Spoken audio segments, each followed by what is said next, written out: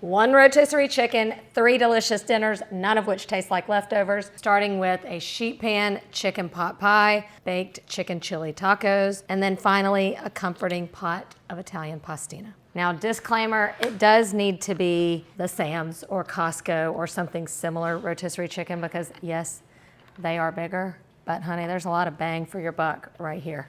Are you over there seeing if my theory is gonna work? If anybody can, Nicole can do it. All right, I'm going to save my carcass along with the liquid gold right here for meal number 3. So once I shred it, I like to take a knife and just give it a rough chop, kind of like chunky shreds, not long shreds. That's a lot of chicken. I'm gonna do about 3 cups for my first dish, and then another like 2 cups for meal number 2. Now we get to cooking. Are you ready? First up, sheet pan chicken pot pie. This is one of the easiest ways and arguably a better way to serve up chicken pot pie. Instead of pie crust, we're using puff pastry so you get that extra buttery, flaky topping. And because you're cooking chicken pot pie in a sheet pan, it's thinner so it takes less time than if it was in a deep dish pie shell. So I've chopped up a little onion and I'm going to also chop some celery. And that is about the extent of your prep. The original recipe feeds 8 people, so I am modifying this with the amount of rotisserie chicken that we're using. It's still plenty to serve my family of 5, and what I've promised with all these is that they serve at least for a family of 4. So I'm starting with about 3 tablespoons of butter. Once your butter's melted, go in with your onion and celery. Got about 2/3 cup of onion here and about 1/2 cup of celery. All right, you wanna cook this down till these vegetables are tender. 3/4 teaspoon of salt and about 1/2 teaspoon of pepper and about 1/4 teaspoon of garlic powder. Let that cook for about another minute. And now I'm gonna thicken it up. Adding in about 1/3 cup of flour here. Let that cook for about a minute. If it's too much flour, you can add a little more butter. Then I'm doing a combination of chicken stock and heavy cream because it's delicious that way. You don't just want to do chicken stock because then you don't really get that creaminess. And what we're doing right now is making our own cream of chicken. I'm starting with 2 cups chicken stock. Really stir it when you add that in to break up that flour so you don't get little clumps. And about 2/3 cup of heavy cream. You're going to bring this mixture to a simmer before we add anything else. That way you can see how thick it's going to be. I'm telling you, it's one of the best chicken pot pies ever. You can see how thick and creamy it's gotten, and you want to cook it like this for about 5 minutes just to let all those flavors come together and the vegetables to finish cooking. Now we go in with the star of the show, plenty of chicken and some frozen mixed veggies. Cook that just for about 2 more minutes, and then you want to taste it and adjust the seasoning if necessary. And once you have everything in, you can also decide if you want to add a little more liquid or not. I kind of like it thick. So I've got my sheet pan. This is a 1/4 sheet pan. The original recipe uses a 1/2 sheet pan, so a 1/4 sheet pan is 1/2 of that, and it also uses 2 sheets of puff pastry, and we're just doing 1. Filling down, I've buttered my pan also, and it just fits perfectly. Take 1 sheet of puff pastry, and you want to roll it out slightly to fit your pan. You can brush egg wash over this if you want to.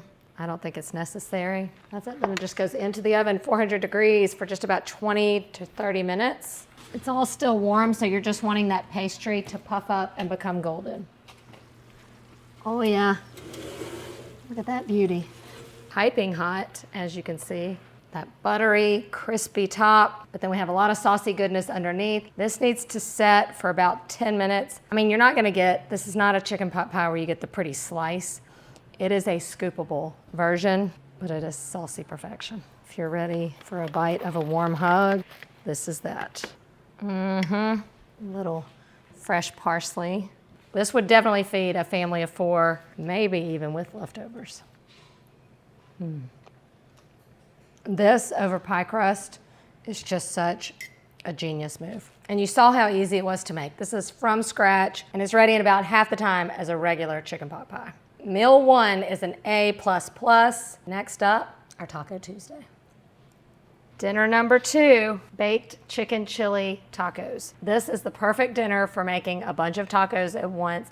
They end up being somewhere between a quesadilla and a soft taco. Whatever they are so good. Start with some oil. Instead of putting the chicken in first, I'm just gonna cook up some onion. Okay, and you just wanna soften this up a little bit. You can add a little salt now, that will help. I'm adding less salt since I'm also not starting with raw chicken. All right, once that begins to soften, and go in with the rest of the ingredients. A little garlic powder, some pepper, in with some pinto beans. This really bulks up the filling. That's 2 cups of chicken going in along with a can of green chilies, some cumin and chili powder. I mean, the filling alone is one of the most flavorful things ever. I'm going in with about a cup of salsa verde. You could also just use green enchilada sauce here. It's got chilies and tomatillas in it. That's basically it. You just want this to completely warm through. Cook that down until it thickens up. I like to also kind of mash some of the pinto beans just to make this a really thick and hearty filling. That's the extent of that. Now we build our tacos. We're about to make magic in this pan. Take a flour tortilla. You're gonna brush one side of it with melted butter. Plop it in your casserole dish. I put a little bit of cheese down on the bottom, then scoop in your filling, and then a little more cheese. Then you're gonna get your next one, same thing. And each taco you're making holds up the previous one. So we're gonna put this down, butter side down, right up against the other one. And just repeat the process. Putting the cheese down on the bottom kind of acts as a barrier so you don't get like a soggy tortilla. And this is a hearty portion. Even though we're just using one rotisserie chicken, we're getting lots of hearty servings. The butter is what's gonna help these get crispy, toasty, and more flavorful on the outside. And then the last two you can just position along the sides, just whatever fits in whatever dish you're using. That's it. If you have any other, any leftover cheese, you can just kind of sprinkle it over the whole thing. Then they just go into the oven, 375 degrees for about 20 to 25 minutes. They'll be all toasty, slightly crisp. The guy behind the camera says this is in the top 5 things I've ever made. It's quite ambitious. While the tacos are baking, you've got to make a little sauce. It's just 2 ingredients, some sour cream and a little more of the enchilada sauce or tomatilla salsa. You just stir that together. Look at that. I'm telling you, that gooey cheese. And you'll see the tops and the bottoms have the toastiness, and then it's kind of soft in the middle. You know I'm gonna try to build the perfect bite and all the textures. So I like cold and crunchy going on this hot and gooey. Some of our green chili crema. I'm also gonna add in a little green onion because that just sounded good today. This is not a crunchy taco, but it's also not just a soft taco. It's just better. This is about my 5th time making these, and each first bite is as delicious as the very first time I did it. I mean, it's like I'm surprised every time. If you have not tried these yet, I cannot explain how good the flavor is. It's like a 15 out of 10. The original recipe, you could start with raw chicken. In this case, with rotisserie, it's just as good. We've got straight A's on our report card so far. Can we finish with a bang? I think so. And this pot of Italian pastina is known as Italian penicillin because it can cure all. If nothing else, it can just make you feel good and comforted. The main ingredient of pastina is chicken broth, chicken stock. So you could use store-bought, but why? When you have this little magic ingredient. You should make a pot of just chicken broth every time you get a rotisserie chicken because it makes delicious stock because it is seasoned chicken already. Add the carcass to your pot along with that juice. It's just gonna fortify our stock. And then you're gonna add in cold water. You always wanna start with cold water when you're making a stock because as it heats up, it can slowly extract the collagen from the bones and give you a heartier stock. If you start in hot water, it doesn't have that chance to slowly come up.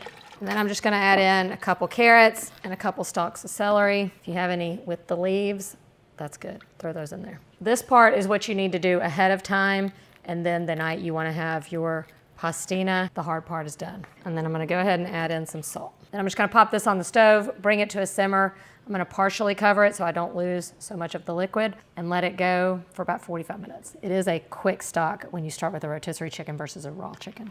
It is smelling so good. Look at this flavorful stock we've created. I mean, the color is great. Look at that. Now I'm just gonna strain this out and put the liquid gold back on the stove. Look at the color of this. It is golden and flavorful. I like to taste it because you do wanna start with a flavorful stock. It is a real true healing ingredient. I don't even think we need to fortify that. This is perfect. All right, now we turn it into the viral Italian penicillin. It was all over TikTok a couple years ago, and I grew up as an Italian, and I did not grow up with this. I asked my mom, I'm like, where has this been my whole life? All right, so you take an onion, just cut it in half. Then you're gonna take a few more celery stalks and carrots, cut them in half, and everything goes in whole just like this. And then you're just gonna bring this up to a simmer and let it cook for about 45 minutes or until those veggies are really soft. Also in with a couple, 2 or 3 cloves of garlic. That's it, to the stove. And you just let nature do its thing. Just before your soup's ready, add in your pastina. And you're gonna cook them al dente, just like you would your pasta. You don't wanna cook them in the broth because they would absorb all the liquid, so we're gonna add the cooked pasta to the broth. Our veggies are tender, and now for the final steps to bring it all together. Remove the vegetables from the broth and place them in a blender, and we're gonna puree them along with a little of the liquid and add it back in.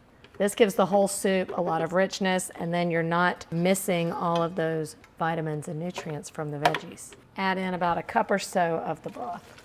All right, pop the top on. Don't forget to open the top to let the steam escape, or this could be a dangerous situation. I like to get it really smooth because I found my kids like it better like that than if there are little chunks in there. Now we just pour this back in.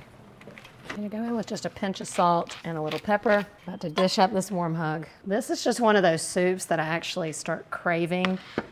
I don't know if it is just when I want a little comfort, but it is just so good.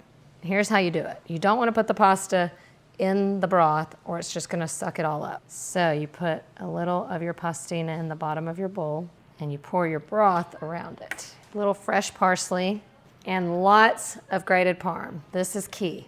Final crack of pepper. And we've got our third complete dinner from that one rotisserie chicken. I mean, I can't explain it. I can't explain it. You immediately feel good after the first bite. Even if you weren't sick, you feel better than you were 5 minutes ago.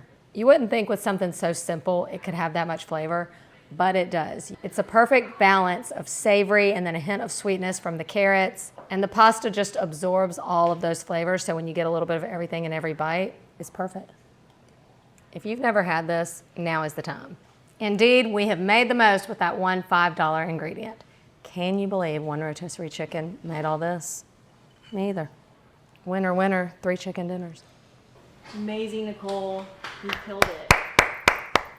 2 in a row. Cha-ching.